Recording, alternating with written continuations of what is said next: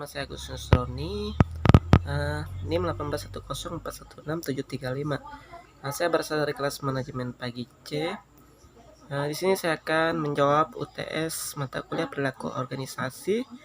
Dosen yaitu Bapak Adi Mursalin, sarjana ekonomi, magister manajemen. Soal yang pertama yaitu apa yang Anda ketahui tentang perilaku organisasi? Jelaskan alasan pentingnya mempelajari ilmu perilaku organisasi. Perilaku organisasi adalah penerapan pengetahuan tentang bagaimana orang, individu, dan kelompok bertindak dan bereaksi dalam suatu organisasi. Untuk mencapai kualitas kinerja tertinggi dan hasil yang dominan, alasan penting belajar perilaku organisasi adalah memahami yang terjadi dalam organisasi. Tujuan pertama mempelajari perilaku organisasi adalah untuk dapat memahami dan menjelaskan kejadian-kejadian yang terjadi dalam organisasi. Nomor 2 yaitu apa perlunya memahami aspek manusia dalam organisasi, dan sebutkan faktor-faktor penyebab perbedaan perilaku individu dalam sebuah organisasi. Jawab. Penyebab perilaku individu dalam organisasi adalah ciri-ciri biologis, mencakup seperti umur, jenis kelamin, status perkawinan, jumlah atau banyaknya tanggung jawab, masa kerja, kepribadian, kemampuan pembelajaran atau belajar, sikap, persepsi, kepuasan kerja, stres. Selanjutnya yaitu nomor 3. Nilai merupakan salah satu unsur penting dalam perilaku organisasi. Sebutkan nilai-nilai yang harus dibangun dalam keterlibatan Anda sebagai anggota himpunan mahasiswa manajemen atau HIMAN, dan jelaskan alasan dari jawaban tersebut. Jawaban. Nilai yang harus dibangun dalam himpunan mahasiswa manajemen adalah motivasi yang perlu ditingkatkan, karena banyak di antara kita yang kadang ketika pagi hari seperti lelah untuk bangun dan masih mengantuk untuk belajar. Ya mungkin karena keenakan tidur kali, ya atau mimpinya indah jadi malas untuk bangun pagi. Maka perlu adanya motivasi seperti sistem pembelajaran yang tidak menjenuhkan kita, tetap serius tetapi tetap santai. Itu saja.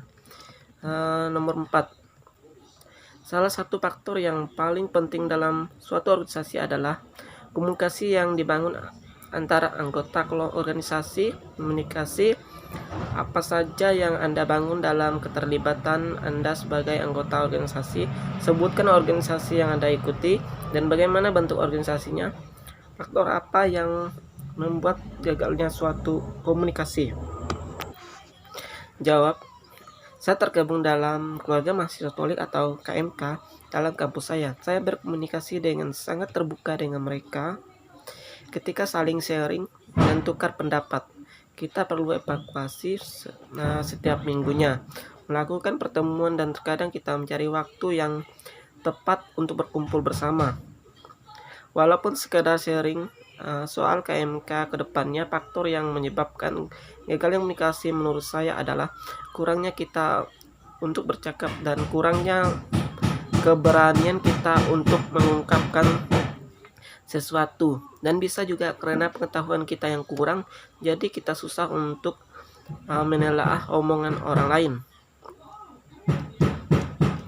Yang nomor 5 yaitu jelaskan unsur-unsur pokok organisasi. Jawaban nomor 5 itu ada 6 unsur pokok organisasi. Yang pertama itu personil atau anggota organisasi adalah sebuah unsur yang sangat penting karena memiliki peran dan tingkat masing-masing.